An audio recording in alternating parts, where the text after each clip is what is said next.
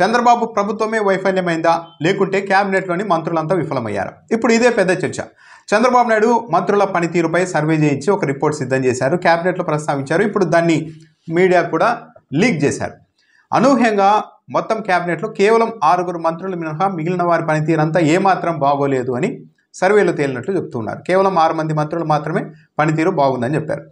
చాలా గమ్మత్తుగా, ఆశ్చర్యకరంగా పనితీరు బాగోలేని వాళ్ళ జాబితాలో డిప్యూటీ సీఎం పవన్ కళ్యాణ్ ఉన్నారు, నారా లోకేష్, ఈ ఇద్దరు కూడా ఉన్నారు.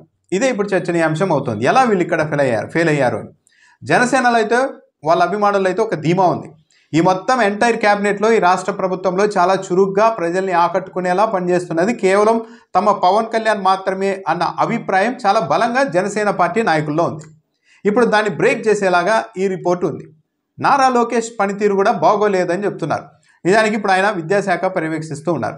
ఈ శాఖ తీసుకునేటప్పుడే చాలామంది ఆయనకు సూచనలు చేశారు. ఈ విషయాన్ని కూడా డైరెక్ట్గా లోకేష్ ఒకసారి చెప్పినట్టుగా ఉన్నారు.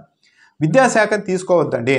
ఎందుకు అంటే జగన్మోహన్ రెడ్డి ప్రభుత్వం విద్యాశాఖలో చేసిన సంస్కరణలు, మంచి పనులు గతంలో ఏ ప్రభుత్వం చేయలేదని చెప్పాలి. ఇది ఎవరు అవునన్నా కాదన్నా విద్యాశాఖలో, విద్యా వ్యవస్థలో జగన్మోహన్ రెడ్డి అద్భుతమైన పనులు అయితే చేశారు. అలా అద్భుతమైన పనులు గత ప్రభుత్వం చేసినప్పుడు అలాంటి శాఖను మీరు తీసుకుంటే అంతకంటే బెటర్ పర్ఫార్మెన్స్ చూపించాల్సి ఉంటుంది. ఏమాత్రం తేడా ఉన్నా సరే పోల్చుకుంటారు. గత ప్రభుత్వంలో ఎలా ఉంది విద్యాశాఖ, ఇప్పుడు ఎలా ఉంది అని. అలా పోల్చుకున్నప్పుడు మనం దాదాపు దానిని రీచ్ కాలేకపోతే ఆ అంచనాల్ని బ్యాడ్ నేమ్ వస్తుందని నారా లోకేష్కు సూచించారు. కానీ ఆయన అయితే ఆ మంత్రి శాఖ తీసుకున్నారు. కానీ అంత అద్భుతమైన పనితీరు అయితే ఆ శాఖలో కనిపించడం లేదు.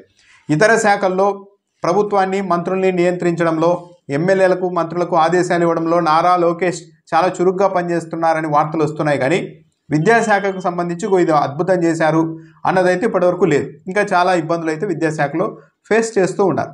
ఈ నేపథ్యంలోనే నారా లోకేష్ వెనుకబడ్డారా, ఒక నారా లోకేష్ మాత్రమే వెనుకబడ్డారని చెప్తే బాగోదు అన్న ఉద్దేశంతో పవన్ కళ్యాణ్ పేరును కూడా ఏమన్నా ఈ జాబితాలో చేర్చేశారా అన్న అనుమానం అయితే ఇప్పుడు జనసేన వాళ్ళకు కలుగుతోంది. ఒక నారా లోకేష్ మాత్రమే ఫెయిల్ అయ్యారంటే బాగోదు, డిప్యూటీ సీఎం కూడా పవన్ కళ్యాణ్ కూడా ఫెయిల్ అయ్యారంటే రాజకీయంగా కూడా ఒక బ్యాలెన్స్ ఉంటుందన్న ఉద్దేశంతో ఈ పని చేశారా అన్న అనుమానం కూడా జనసేన పార్టీ నాయకుల్లో సహజంగానే కలుగుతుంది. కేవలం 6 మంత్రులు మాత్రమే, గొట్టిపాటి రవికుమార్, కొండపల్లి శ్రీనివాస్, అనగాని సత్యప్రసాద్, జనసేనకు సంబంధించిన నాదెండ్ల మనోహర్ పేరు కూడా ఉంది. ఇది మంచి పర్ఫార్మెన్స్ ఉన్న వాళ్ళు. సత్యకుమార్, బీజేపీకి సంబంధించిన సత్యకుమార్, వీళ్ళు తప్పించి మిగిలిన 18 మంది క్యాబినెట్లో వైఫల్యం చెందారు అన్నట్టుగా రిపోర్ట్ వచ్చింది. అయితే ఇది నిజంగానే మంత్రులకు సంబంధించిన రిపోర్టేనా? కాదు. బాధ్యత వహించాల్సి వస్తే ముఖ్యమంత్రి హోదాలో చంద్రబాబు నాయుడు బాధ్యత వహించాలి ఈ వైఫల్యాలకు. ఎందుకంటే మంత్రులు పెద్దగా చేయగలిగింది ఏమీ లేదు అక్కడ. చంద్రబాబు నాయుడు అనేక హామీలు ఇచ్చారు ఎన్నికల ముందు. ఆ హామీలన్నీ అమలు చేస్తారన్న ఉద్దేశంతో అధికారం ఇచ్చారు ప్రజలు. కానీ వచ్చిన తర్వాత ఏ హామీని, ఒక పింఛను తప్పించి ఏ హామీని టచ్ చేయడం లేదు. అసలు అమలు చేస్తారా లేదా అన్నది కూడా ఇప్పుడు పెద్ద సందిగ్ధంగా మారింది. ఇలాంటి వాతావరణం ఏర్పడంతో పాటు వరుసగా ఛార్జీలు పెంచుతూ వెళ్తున్నారు. విద్యుత్ ఛార్జీలు ఏకంగా 15,000 కోట్ల రూపాయలు ప్రజల మీద వేసేశారు. రిజిస్ట్రేషన్ ఛార్జీలు పెంచుతూ ఉన్నారు, యూజర్ ఛార్జీలు పెంచుతూ ఉన్నారు, ఇవన్నీ యూజర్ ఛార్జీలు తెస్తున్నారు. ఇవన్నీ చూసినప్పుడు ప్రజల అసంతృప్తి అనేది సహజంగా ఉంటుంది. ఇలాంటి అసంతృప్తి ఉన్నప్పుడు ఏ సర్వే చేసినా సరే ప్రభుత్వంలో భాగంగా ఉన్న ఏ వ్యక్తుల మీద, ఎమ్మెల్యేల మీద కావచ్చు, మంత్రుల మీద కావచ్చు, ఇతరుల మీద కావచ్చు, ఈ ప్రభుత్వంలో వీళ్ళ పనితీరు ఎలా ఉంది అన్నప్పుడు ఓవరాల్గా బాగోలేదని రిపోర్ట్ ఇస్తారు ఎవరైనా కానీ సర్వేలో. ఇప్పుడు అదే జరుగుతోందా? చంద్రబాబు నాయుడు ప్రభుత్వం ఆయన నిర్ణయాలు తీసుకొని అమలు చేయాల్సిన హామీలను, కార్యక్రమాలను చేయకపోగా ఛార్జీలు పెంచుతూ ఉన్న నేపథ్యంలో ఇలాంటి సర్వే నిర్వహించినప్పుడు ఆ వ్యతిరేకత అంతా మంత్రుల మీద కూడా ప్రజలు చూపెడుతున్నారా అన్న ఒపీనియన్ అయితే కలుగుతుంది. కేవలం చంద్రబాబు నాయుడుకి అయితే తొలి నుంచి కూడా ఆయన మీద ఒక నింద, అపవాదం ఉంది. తన ప్రభుత్వంలో మంచి జరిగితే మొత్తం తానే క్రెడిట్ తీసుకుంటారు. ఏమాత్రం తప్పు జరిగినా, పొరపాటు జరిగినా, బ్యాడ్ నేమ్ వచ్చే వ్యవహారాలు ఉంటే మాత్రం దాన్ని అధికారుల మీదకో, లేకుంటే ఎమ్మెల్యేల మీదకో, మంత్రుల మీదకో తోసేస్తూ ఉంటారు. అందుకు ఆయనకు కావాల్సిన మీడియా సపోర్ట్ కూడా ఉంది. మీడియా కూడా ఒక చంద్రబాబు నాయుడుని మినహా మిగిలిన అందరినీ బదనాం చేస్తూ ఉంటారు. కానీ ఒక చంద్రబాబు నాయుడు మాత్రం పర్ఫెక్ట్ అని, అంటే చంద్రబాబు నాయుడుని ఆ నాయకత్వాన్ని కాపాడుకోగలిగితే మిగిలినవన్నీ ఏమీ కాదు అన్న ఉద్దేశంతో ముందుకు వెళ్తుంటారు అన్నట్టుగా ఉంది.